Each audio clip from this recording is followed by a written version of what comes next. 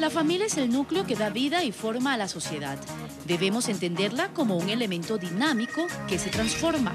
Según datos del INEC, en nuestro país el porcentaje de divorcios aumentó en un 87% en los últimos años.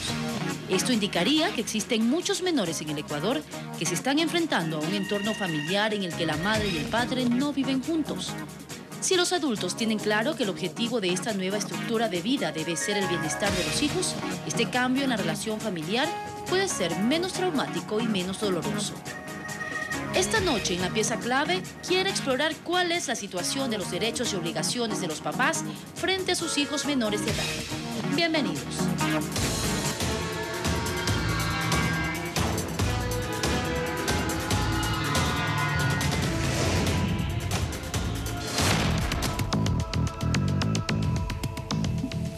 ¿Qué tal, amigos? Muy buenas noches, bienvenidos otro lunes más aquí en la pieza clave, como siempre abordando temas de interés. Esta noche un tema muy importante que se encuentra en debate, la prisión por deuda en pensión de alimentos. Y es que para algunos es una decisión acertada porque de alguna manera se protegen los derechos de los niños. Para otros no se resuelve en ciertas situaciones que el deudor vaya a la cárcel. De hecho, se agrava la situación del deudor y por ende también la de los hijos. Es por eso que para analizar este tema nosotros los invitamos a ustedes y presentamos de inmediato el panel que nos va a acompañar. Tenemos expertos en este tema. Usted debe aprovechar, llamar a los teléfonos que estarán en sus pantallas para que usted sea la pieza clave del tema de esta noche: pensiones alimenticias, cárcel o no. Ese será el tema que estaremos debatiendo aquí en la mesa, la pieza clave. Nosotros presentamos a nuestros invitados. Tengo a mi derecha a la psicóloga clínica Mónica Quevedo. Ella es protectora de los derechos de los niños. Estará también con nosotros abordando este tema, contestando sus inquietudes. También está con nosotros el abogado Robert Puertas, quien es mediador, también es gerente de la Fundación Fabián Ponce Ordóñez y él da servicio jurídico a personas de escasos recursos, así que recuerde también llamar y preguntar sobre alguna situación que usted en este momento esté atravesando en torno a las pensiones alimenticias. También nos acompaña el abogado Salim Saidam, quien estará también contando ciertas situaciones en torno a este tema, y también con nosotros la asambleísta María Sol Peñafiel. Este es el panel que nos acompaña, como siempre, expertos, panel de lujo para que usted, como siempre, sea el invitado principal esta noche en el programa La Pieza Clave, en vivo y en directo. Lo decimos, lo reiteramos, usted es la pieza clave, el participante principal, el invitado especial. Esta noche estamos abordando las pensiones alimenticias. Vamos a presentar el primer video que ha preparado la producción. Preguntamos lo siguiente. ¿Ha pensado alguna vez en no separarse de su pareja por sus hijos? Positivo, claro. ¿Por qué motivo? Porque ellos sufrirían al momento que uno se separaría, ¿no es cierto?, de su hogar, ¿no es cierto? No, vivo bien, pasamos bien y creo que no haría falta separarnos. No, eso es decisión de cada cual. Igual los niños no tienen que ver nada, a uno se le da como sea, le mantiene, esté con la mamá o el papá. No, porque el hijo no une a la pareja, es decisión de cada persona, porque cada persona obviamente es libre y decide si estar con esa pareja o no. Por sus hijos no es ningún impedimento. Sí. ¿Sí? ¿Por qué? Porque creo que los hijos, ella sola no puede educar, mantener a mis hijos. Entonces es responsabilidad de los dos. Bien, yo pienso que los hijos son muy importantes. Si ya la pareja no tiene una buena coordinación, en muchos de los casos es preferible la separación, porque más daño se hacen los hijos cuando hay una pareja que todos los días tiene conflictos, todos los días tienen problemas, todos los días tienen peleas y los hijos se desarrollan en ese ambiente y obviamente es un ambiente negativo para ellos. Bien, esta es una pregunta que tal vez muchas personas dentro de una relación que tal vez no da para más se preguntan: ¿es necesario continuar con una relación de pareja por los hijos para brindarle un hogar formado con papá, con mamá? Doctora, dentro de su campo, ¿cuál sería la respuesta a esta inquietud? Buenas noches a la teleaudiencia. Es importantísimo que partamos de una verdad grandota, y es que los hijos no sostienen un matrimonio. Jamás. El matrimonio o la relación de pareja la sostiene la pareja.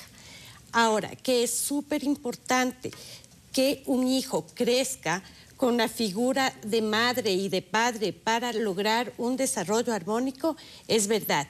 Me causa curiosidad y sorpresa que sean los varones los que contesten esta pregunta. ¿Estarían dispuestos a mantener una relación difícil por los hijos?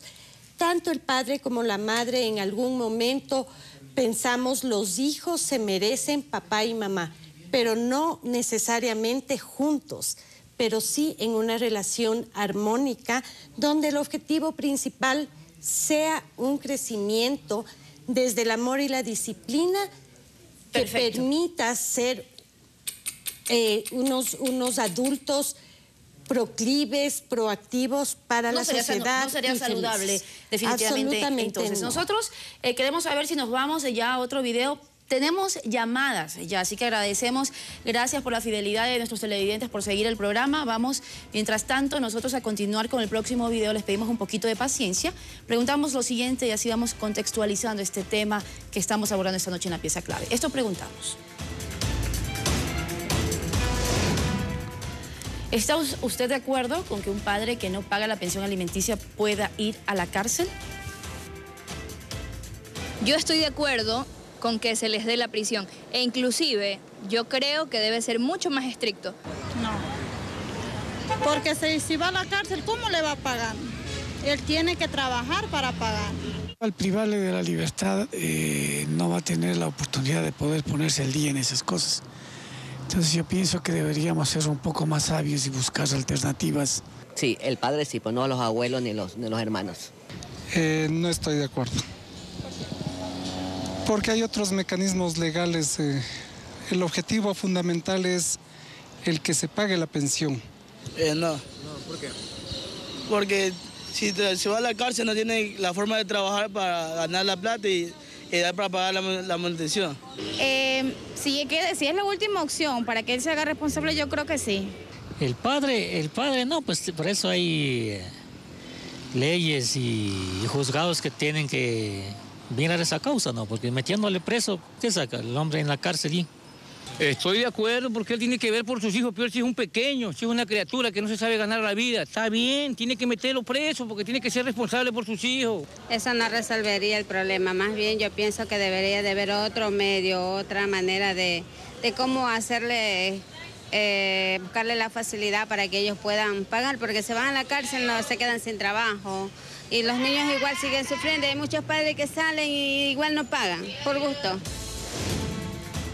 Bien, esa es la intervención y la participación, como siempre, de nuestros amigos, los ciudadanos, que con las cámaras de La Pieza Clave también se expresan y opinan sobre este tema. ¿Debería haber cárcel para el deudor, para el padre, para la madre que esté impago? Así como había reacciones diferentes con nuestros amigos en exteriores, aquí en este panel también habían diferentes reacciones. Quiero iniciar con la asambleísta. Le quiero contar para un poquito también contextualizar, ¿no? lo que estábamos hablando. En las últimas elecciones, aproximadamente 2.000 personas fueron detenidas por deudas en pensiones alimenticias al momento de acercarse a votar. ¿Esto es justo? Porque se pueden dar diferentes situaciones asambleístas. ¿Es necesario la cárcel? Bueno, creo que ha sido el único mecanismo que ha resultado efectivo para garantizar el derecho de los niños a su principio de una vida en la que su desarrollo sea mucho mejor de cuando estuvieron con el padre y con la madre. Usted me dice que han habido 2.000 personas privadas, el término correcto se llama apremio personal. Al momento de las últimas elecciones. Seguramente muchos de ellos obviaron esa responsabilidad, pero en el último periodo de este año, 54.000 causas por demandas de pensiones alimenticias existen en el país. Por lo tanto, si nosotros hacemos una comparación y un dato estadístico, vemos que es mínima. Y de esos 2.000, ¿cuáles son los que reinciden y los que no cumplen? ¿No? Entonces, da cuenta de que el mecanismo del apremio personal ha resultado efectivo y que se ha complementado con el establecimiento de una tabla de fijación de pensión de alimentos. Perfecto. Abogado, ¿está usted de acuerdo con que exista prisión. Bienvenido. Buenas noches, Mariuxi, gracias por la invitación. Un saludo a Marisol, a Mónica y a Robert. Un saludo también a los televidentes. Yo no estoy de acuerdo con la premia personal ni para la madre obstructora ni para el padre que incumple con el pago de las pensiones alimenticias. Definitivamente la premia personal es de última ratio en el derecho penal, es decir, es el último recurso que se debe utilizar antes de agotar el resto de vías. En este caso existe, por ejemplo, la figura de las medidas cautelares reales.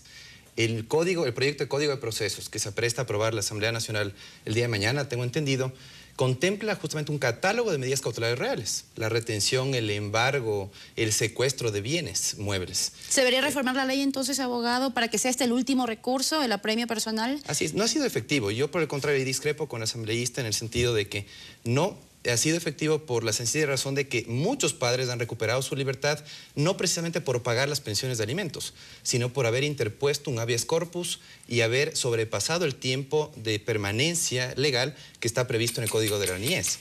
Perfecto. Vamos con el abogado Puertas, que es el mediador. En este caso, ¿cuál sería su respuesta? ¿Cárcel o no? ¿Sería realmente la solución para este tipo de problemas para los deudores? Ok. La última razón, el apremio personal, la pérdida de la libertad de las personas.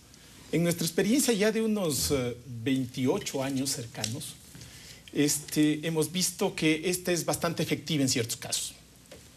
Cuando la persona no lo cumple teniendo posibilidades, el apremio personal ha resultado efectivo. En otros casos, cuando las personas no tienen dinero, no pueden pagar esas cantidades, pueden ser 30 días, 60 días, 180 días, que es lo máximo que establece nuestra ley.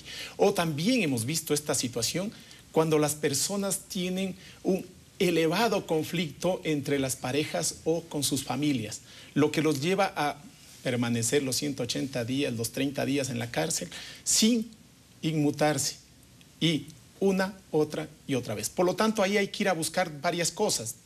Creo que nuestra ley debe ser más proactiva. Hay que buscar mecanismos para que esta sea la última medida que se tome. Perfecto. Vamos, nosotros queremos también participar a nuestros amigos de que tenemos 1 minuto para cada uno de ustedes. Son 4 invitados. Por lo general, nosotros queremos que todos ustedes participen, pero también darle la oportunidad a los amigos televidentes. Yo creo que ya estamos aterrizando en este tema que es muy importante. La asambleísta está de acuerdo, el abogado dice que no, tenemos la opinión de una psicóloga, una doctora clínica y también del mediador que está poniendo también su punto de vista. Veamos, ahora que nos pregunta Jaime Ortiz, que nos llama desde Quito, los números estarán siempre en sus pantallas. Jaime, bienvenido, usted también tiene 1 minuto, adelante. Hola Mariuxi, buenas noches. Bueno, yo quisiera aportar con lo siguiente. El titular de los derechos en realidad es el hijo, la hija, y yo no creo que ningún padre pretenda vulnerar en este caso los derechos de sus hijos. Yo pienso que es importante tener en cuenta que tanto el derecho de convivencia de los hijos como el derecho a recibir una pensión alimenticia debe de verse desde el punto de vista en el que es beneficioso para su bienestar y su desarrollo integral, no como un elemento ni de chantaje ni de discusión.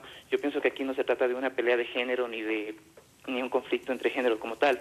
Entonces yo pienso que más allá de resolver cómo exigir de manera digamos, drástica o coercitiva el pago de una pensión alimenticia, se debe ver cómo velar realmente por el interés superior del menor, no solo en la parte económica, sino también en la parte afectiva, evitando todo lo que es también la alienación parental y todo este tipo de cosas que realmente a quien más afecta es al menor. Muy bien, muchísimas gracias, Jaime. Nosotros vamos a darle el paso a otra llamada. Mariana nos llama desde Puerto Viejo. Adelante, Mariana, tiene 1 minuto también. Buenas noches, niña Mariuxi. La felicito por su programa. Muchísimas gracias, adelante. Excelente. Mire, 3 cositas muy puntuales. Primero, ¿qué pasa cuando el padre está fallecido? Segundo, la madre también es corresponsable de ese niño o niña. Y los abuelos maternos, ¿por qué también no son enjuiciados? Pregunto. ¿Qué culpa tienen los abuelos y los de tercera edad de llevar esto? Los señores asambleístas poco o nada han hecho para cambiar esta bendita ley. Los abuelos, ¿qué culpa tienen los abuelos? Repito, con todo respeto, por amor a Dios, cambien esa ley, que la verdad es, da pena, da lástima Discúlpame que me han seccionado por eso, con todo el respeto lo digo. ¿Por qué por amor a Dios no cambian esa ley? ¿Qué culpa tenemos los abuelos? Y ahora, ¿por qué la madre también no se hace responsable? Buenas noches y muchas gracias. Gracias a usted, Mariana. Bueno, realmente Mariana nos pone también en una situación que es lamentable. Hemos visto en las noticias cuando ya personas mayores de edad son quienes están cumpliendo estos días de prisión porque existe un hijo que no ha pagado una pensión alimenticia. También nos pregunta Mariana qué pasa cuando el padre ha fallecido. ¿Quién nos puede responder esa pregunta? Abogado. Ok. A ver, la ley nos establece que a falta insuficiencia de recursos de los padres, pero eso hay que probarlo para poder pasar a los ascendientes, a los tíos o a los hermanos mayores de 18 años. Lo que pasa es que a veces hay una práctica judicial que no toma en cuenta esto y lleva a que nos saltemos de los padres directamente a los ascendientes, a los hermanos, a los tíos, lo que ha dado lugar a esta mala interpretación y esta mala aplicación y que muchos ascendientes, alimentantes subsidiarios, vayan a la cárcel en algunos casos.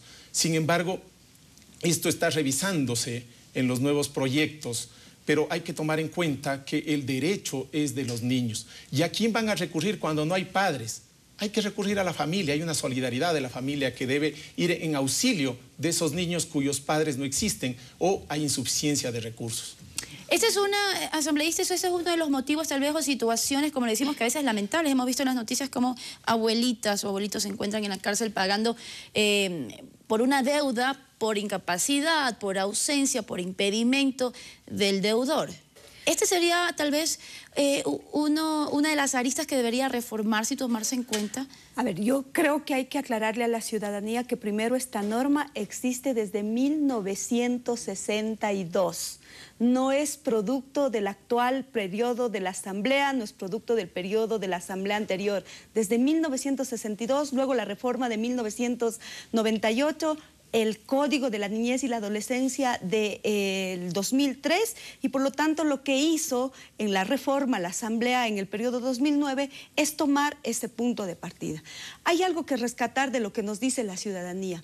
El derecho de alimentos nace de la relación parento-familiar. Y claro, la ciudadanía nos dice qué culpa tiene un padre para ir y qué culpa tiene un hijo de padres irresponsables. Pero ¿por qué parece que esta ley, disculpe, asambleísta, que le interrumpa, pero ¿por qué parece que nosotros nos enfocamos en esta ley en apuntar hacia la responsabilidad solamente del padre? Porque el principio... ¿Cómo también se responsabiliza a una madre? La responsabilidad no es solo del padre. La responsabilidad es de la madre. Yo le pregunto a la ciudadanía, si cuantificamos la economía del cuidado, de lo que hace una madre cuidando todos los días y las noches a sus hijos, si cuantificamos eso, podríamos decir, ahí está la responsabilidad y la obligación de la madre. No es que se trate de darle un sueldo a alguien para decir que la madre está aportando. Por lo tanto, primera cosa. Segundo, el tema de los obligados subsidiarios es porque lo dice la norma tanto nacional como internacional. Aquí el interés superior es que el niño esté en mejores condiciones que cuando papá y mamá estaban juntos. Y por lo tanto, esa obligación, como bien lo ha dicho el mediador, el doctor, dice, a la falta de esa responsabilidad de cumplimiento de los padres, hay unos obligados subsidiarios. Y sí, coincido, ha sido muchas veces el operador de justicia que no aplica bien la norma.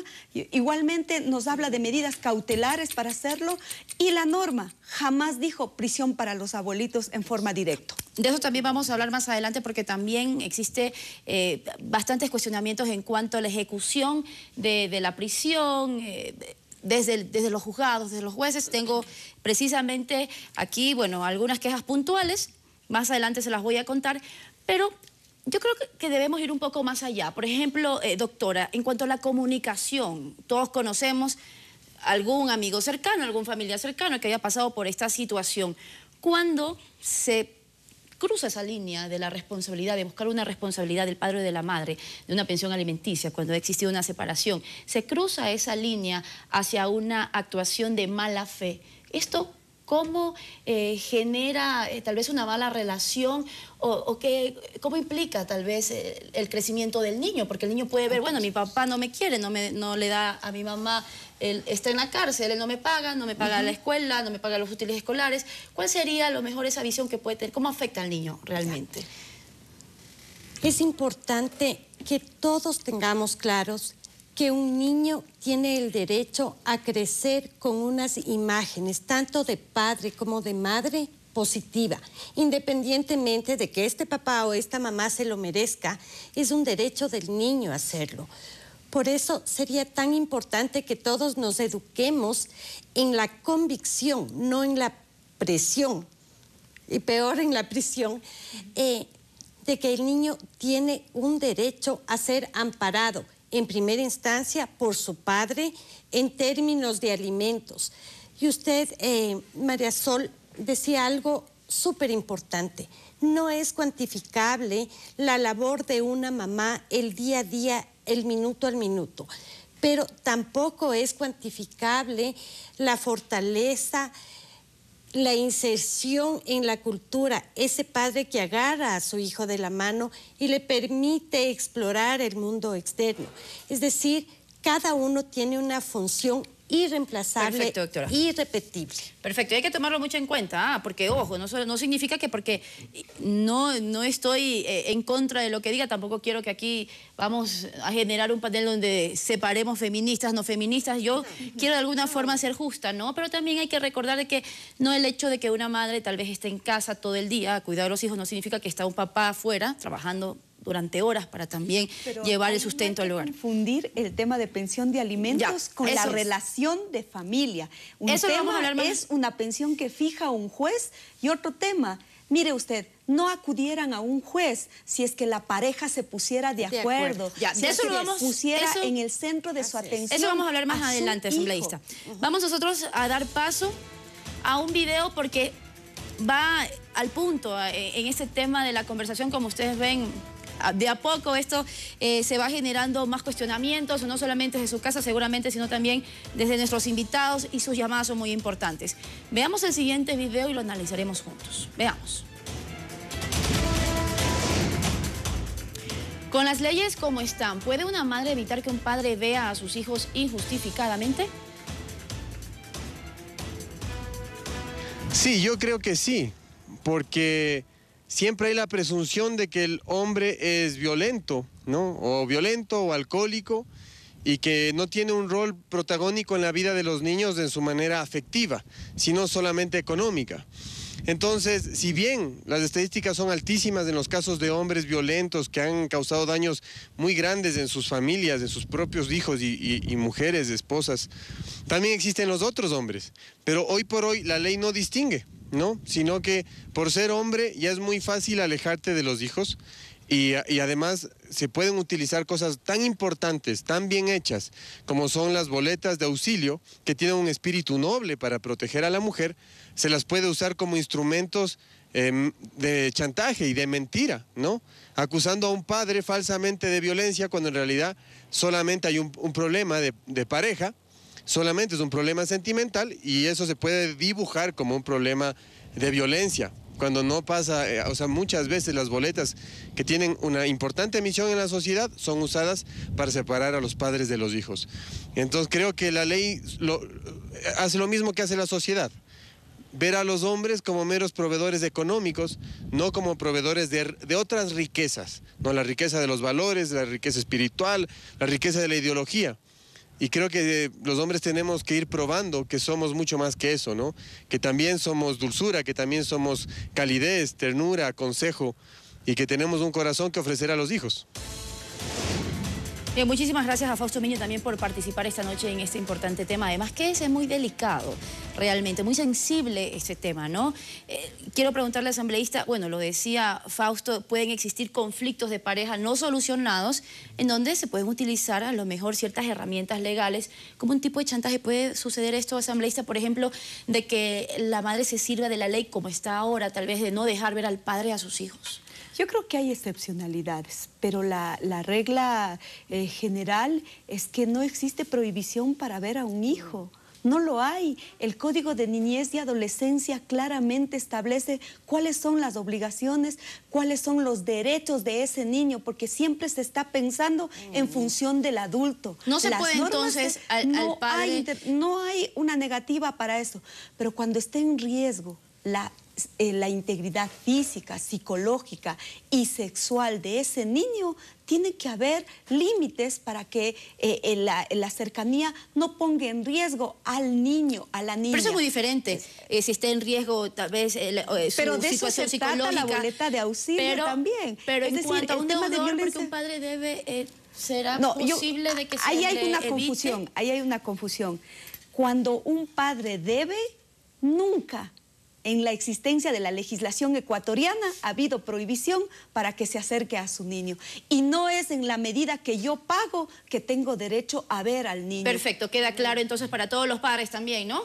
Bueno, vamos a preguntarle, quiero conversar con usted, abogado Salim Saidame. Yo voy a ser un poquito infidente también con el público porque es necesario que la gente conozca de que estas situaciones no son ajenas, de que, como lo decíamos, puede pasarle a cualquier persona y siempre conocemos alguna situación muy cercana sobre este hecho. Yo sé que usted tiene una niña, una hija.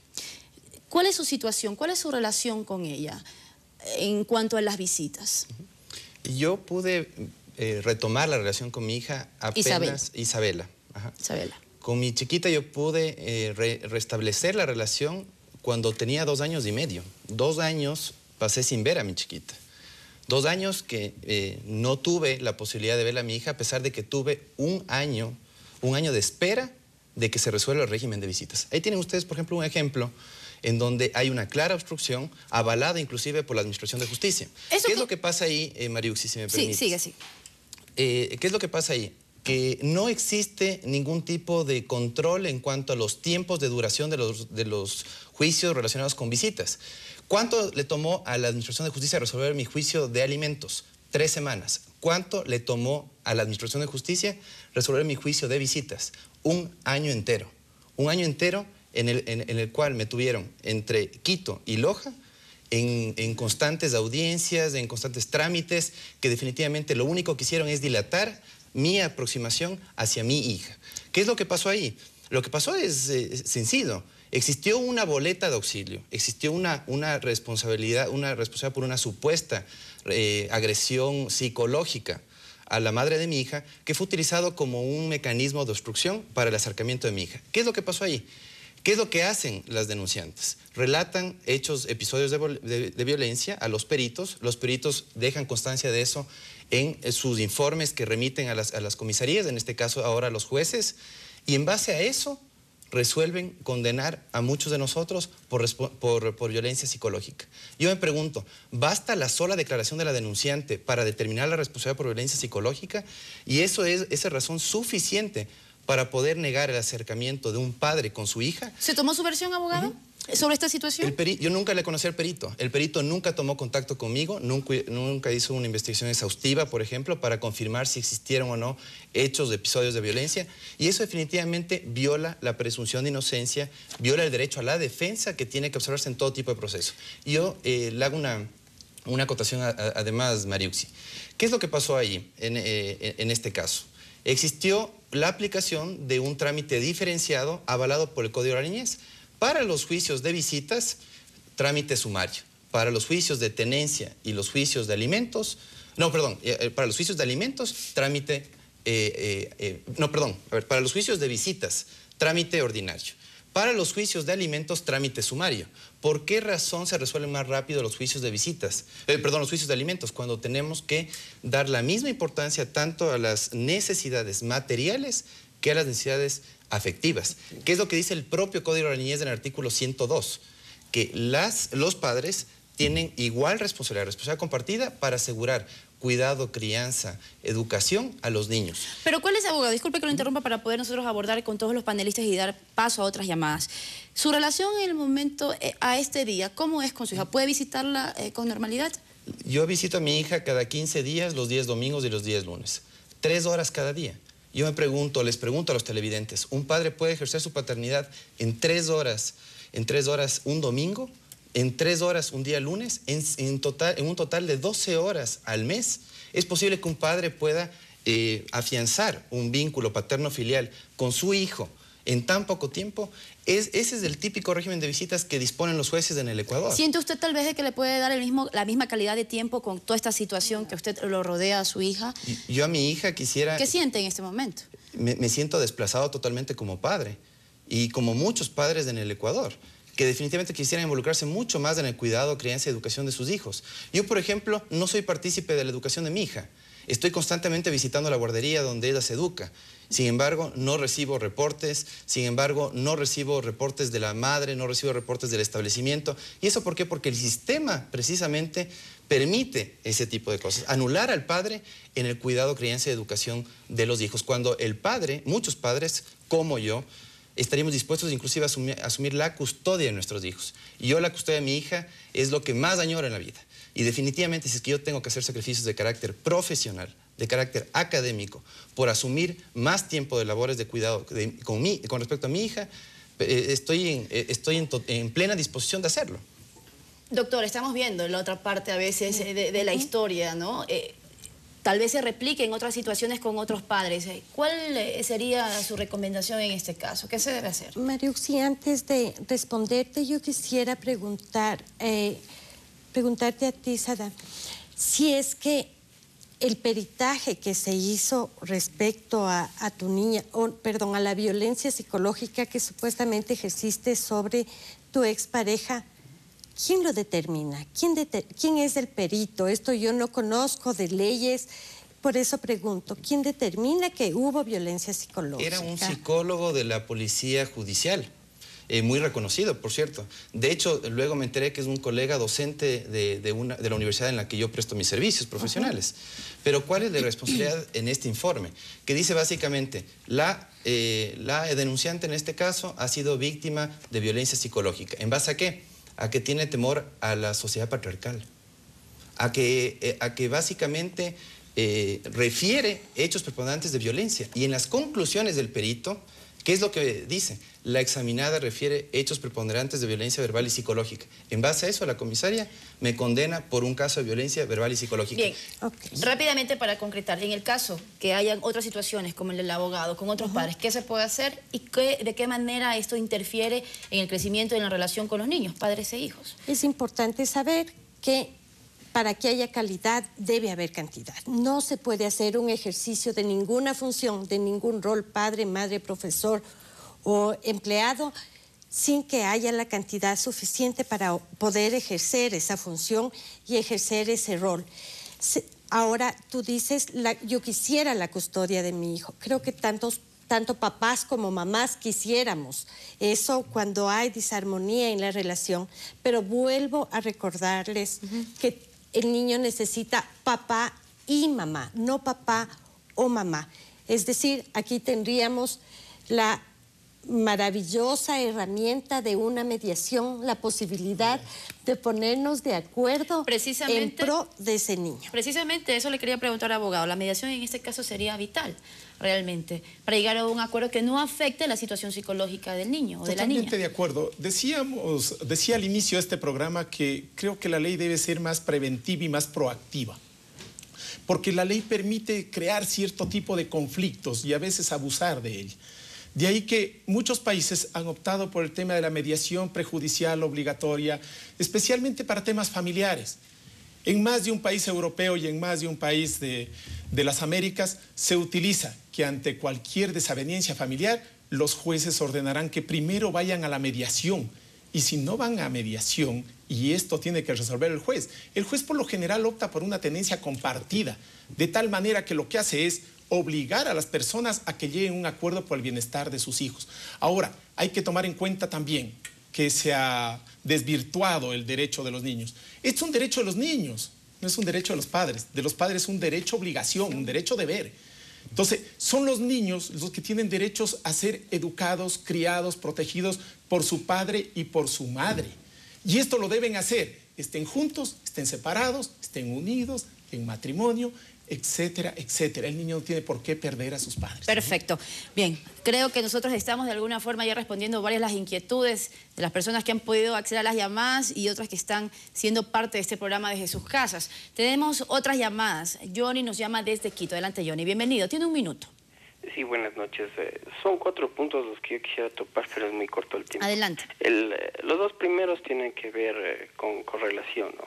Tanto el hombre como la mujer. El hombre, los dos irresponsables, ¿no? El hombre no puede mantener por lo que quiera que tenga, sea vicio, sea lo que sea, no puede mantener, o de pronto su trabajo, cualquiera de las cosas. La madre no es culpable de eso. Mientras que su pareja, actualmente se ha visto que las mujeres, no generalizo a todas las mujeres, por favor que me disculpen, pero sí muchas de las esposas han hecho esto inclusive un negocio.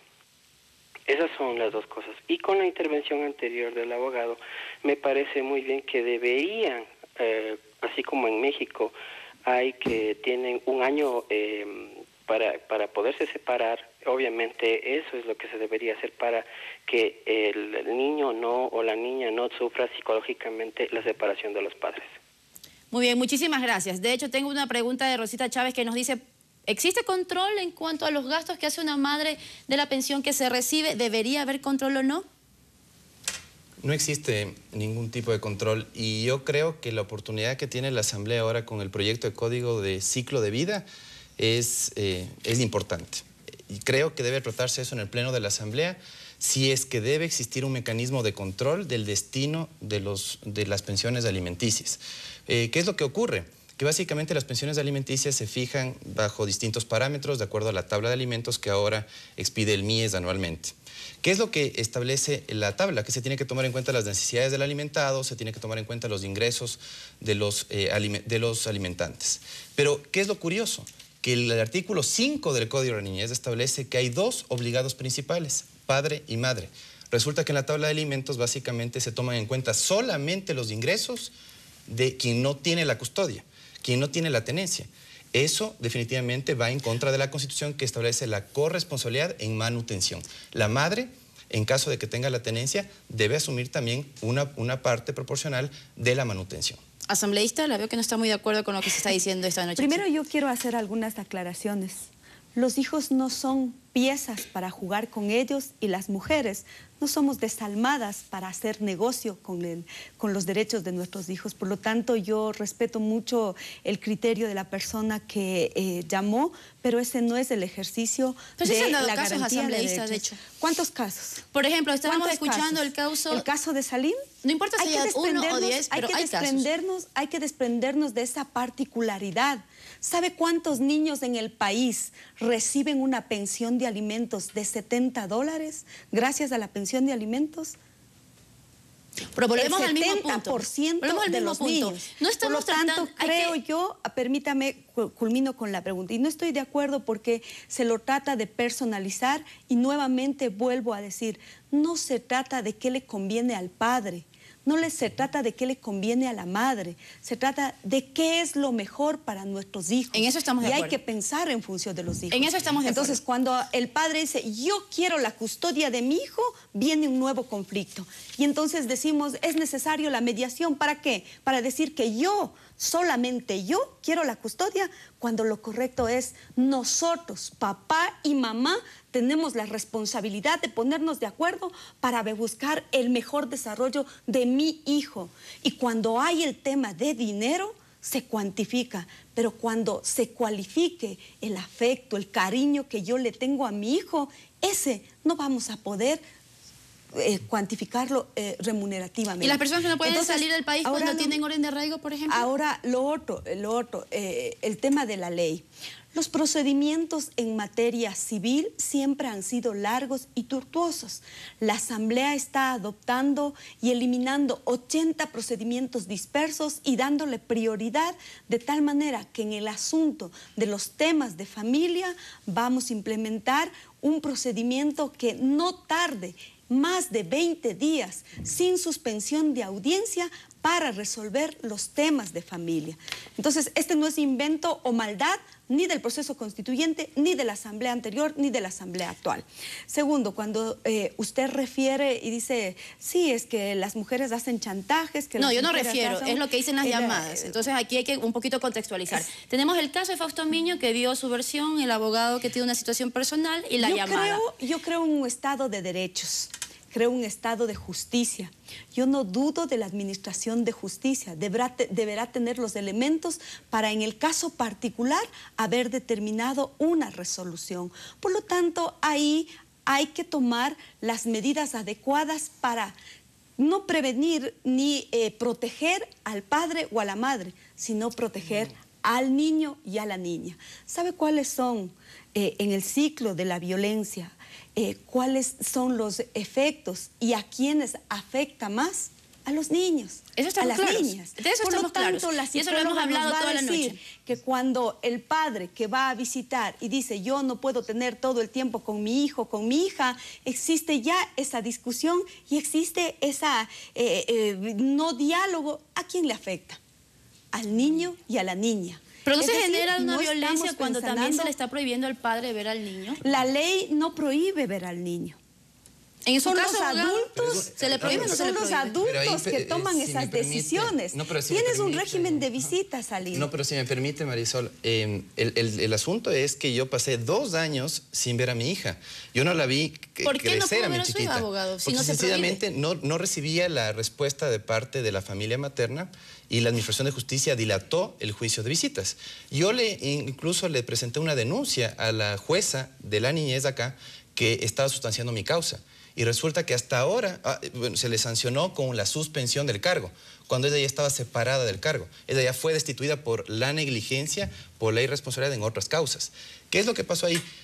Sí, ciertamente se puede hacer efectiva la responsabilidad administrativa de la jueza. ¿Y quién me devuelve esos 2 años de no haberle visto a mi hija? ¿Quién me devuelve ese tiempo que yo no le pude ver a mi hija, pronunciar sus primeras palabras, dar sus primeros pasos? ¿Quién me devuelve esa paternidad que yo jamás lo voy a poder recuperar? Ciertamente yo tengo un régimen de visitas ahora, en una ciudad distante como es Loja. 6 horas cada 15 días es un tiempo adecuado para poder compartir con mi hija. Ese es el tiempo promedio que tenemos los padres para visitar a nuestros hijos. En ese tiempo no podemos ejercer nuestra paternidad. Yo quiero volver nuevamente a poner a la mesa, y si alguien de ustedes, asambleísta, abogados, psicóloga, me quiere contestar. Nuevamente, yo conocí un caso muy particular, un viaje de trabajo, y a uno de los compañeros no se le permitió viajar porque tenía orden de arraigo. Esto también no se genera tal vez una disputa, conflictos, vuelvo y repito, no resueltos, que se generan desde una persona hacia la pareja, tal vez sin pensar realmente en el beneficio del niño. Bueno, eso lo vamos a analizar más adelante. Vamos a la próxima llamada que tenemos. Jorge nos está esperando en la línea desde Portoviejo. Jorge, 1 minuto. Bienvenido. Muchas gracias por llamar. Buenas noches. Yo quiero decir algo muy importante.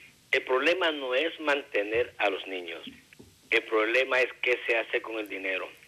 En mi caso, yo perdí mi casa, perdí mi negocio, perdí todo lo que tuve a causa de que yo vivía en España.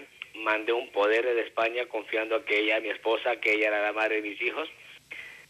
Yo vivía con ella durante muchos años casado, y al momento que yo regreso a Ecuador, me encuentro que no tengo nada a nombre mío, que todo me lo quitaron y lo comparte con la persona que convive.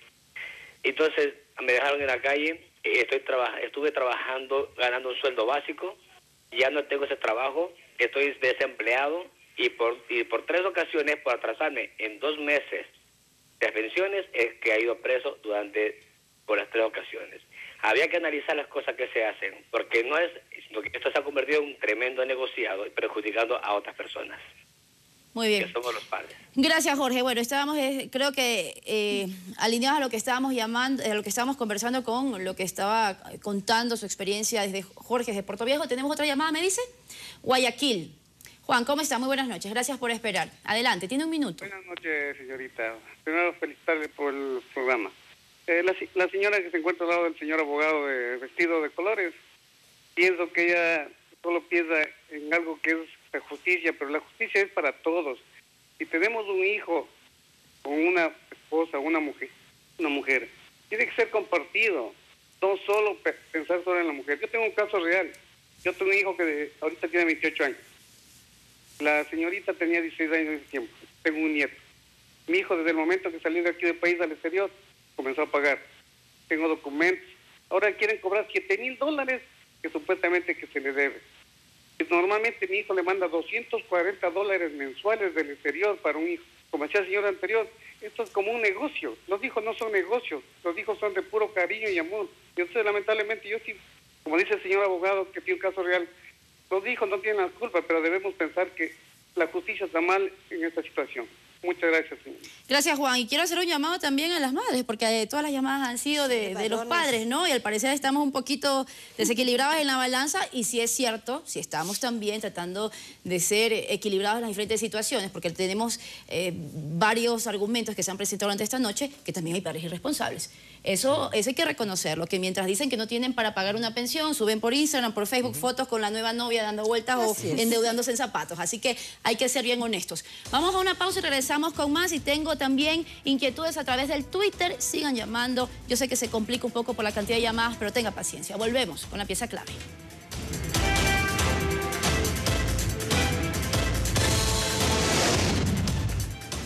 Los padres deberían separar sus trifulcas personales y seguir ejerciendo su labor educativa por el bien de los hijos.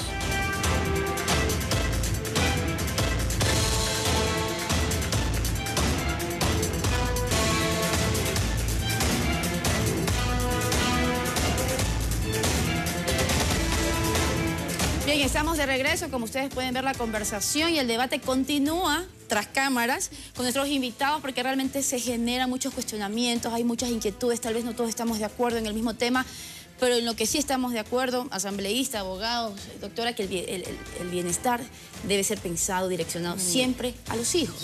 Los conflictos de pareja deben quedarse atrás. Lamentablemente, a veces se utilizan ciertas leyes como herramientas para seguir separando o tal vez de alguna forma seguir afectando tal vez el crecimiento de los niños. Nosotros vamos rápidamente a otro video porque se nos está yendo el tiempo volando, así que esto preguntamos, presta atención.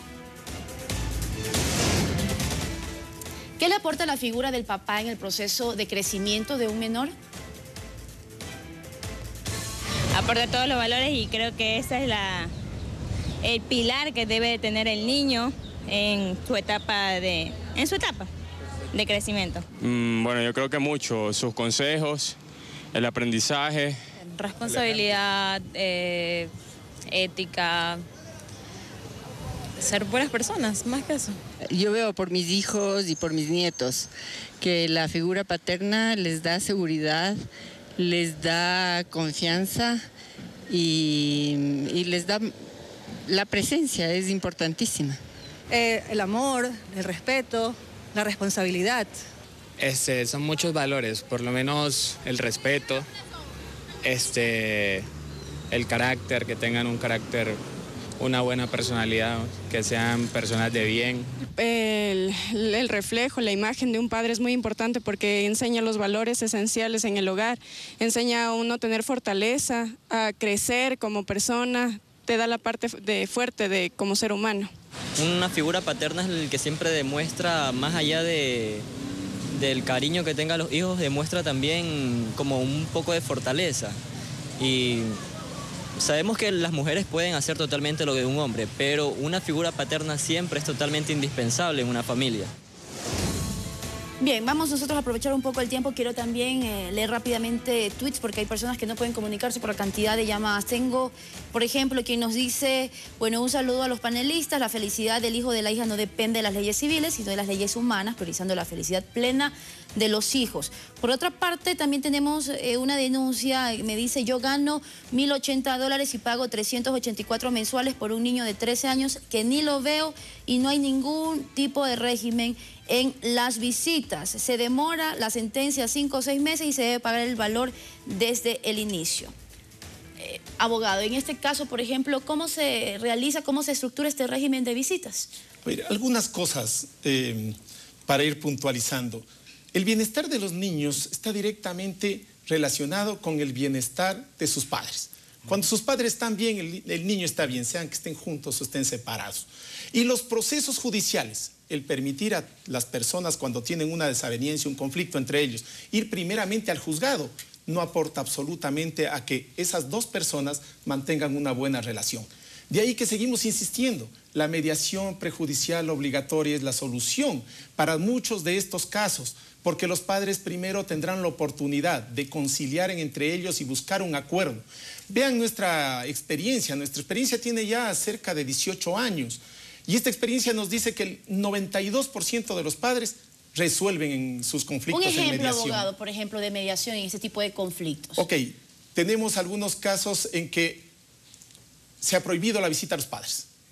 Sin embargo, después incluso hemos llegado en ciertos casos a que la madre ha entregado la tenencia al padre, reconociendo que no puede en ese momento, por cuestiones de estudio, trabajo y ciertas aspiraciones que tienen, no puede hacerse cargo al 100% de su hijo. Entonces, ¿qué han hecho? Han compartido la tenencia con el padre. Incluso se han comprometido al tema de alimentos. Entonces, tenemos ya muchos casos donde los padres se sientan y juntos construyen ese bienestar para el niño. Pero eso no lo garantiza un juicio.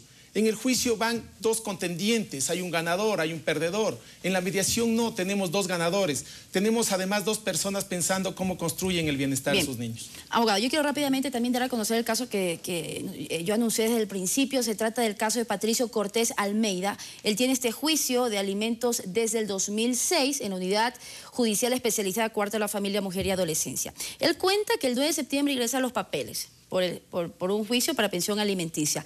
El 12 de septiembre acepta la jueza, aumenta el valor de la pensión, que era 223 a 425 dólares. Él desconoce totalmente esto porque al casillero le llega el abogado después de 4 meses. Va y le pregunta a la jueza qué sucede y la jueza le dice, yo hago mi trabajo. Solamente emito, no sé dónde se perdieron los papeles o por qué le llegan a usted tan tarde. Dice él, ¿por qué tengo que pagar yo tanto dinero? Me aumentan la pensión y aparte tengo que pagar retroactivo.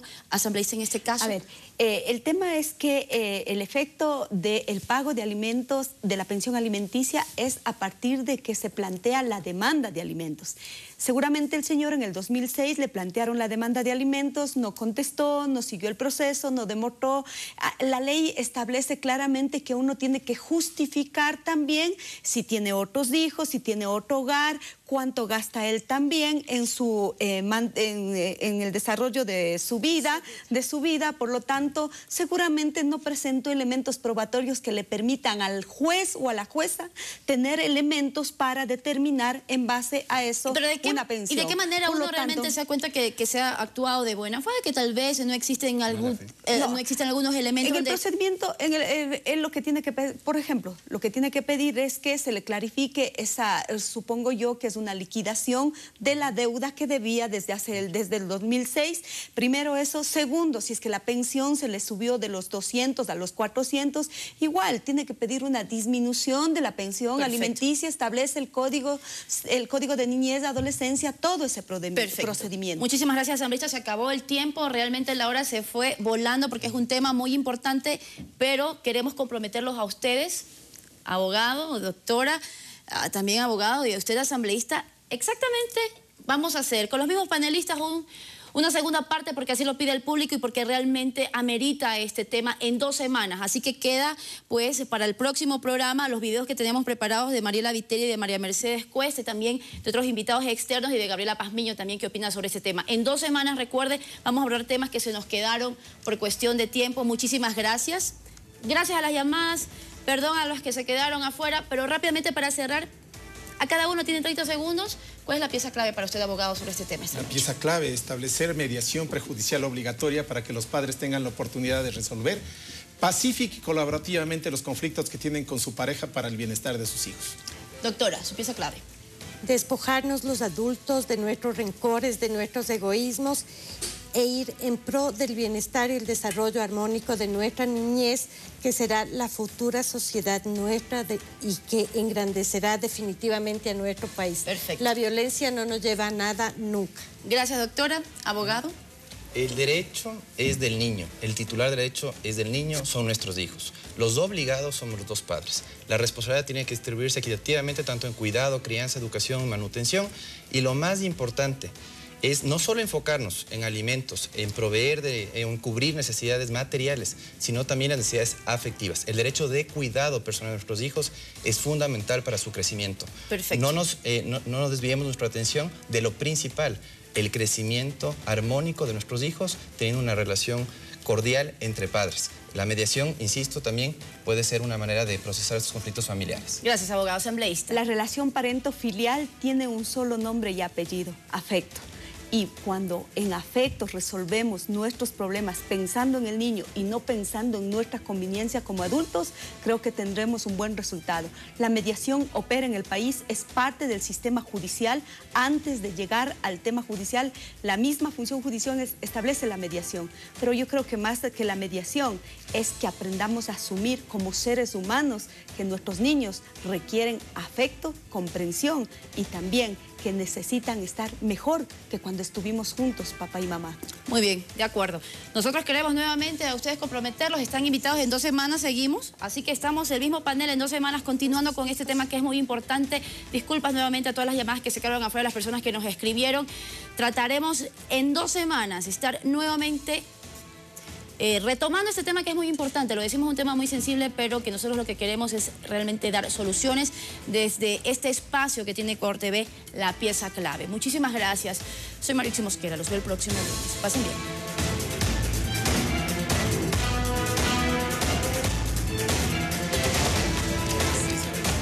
No me cabe concebir ninguna necesidad tan importante durante la infancia de una persona que la necesidad de sentirse protegido por un padre.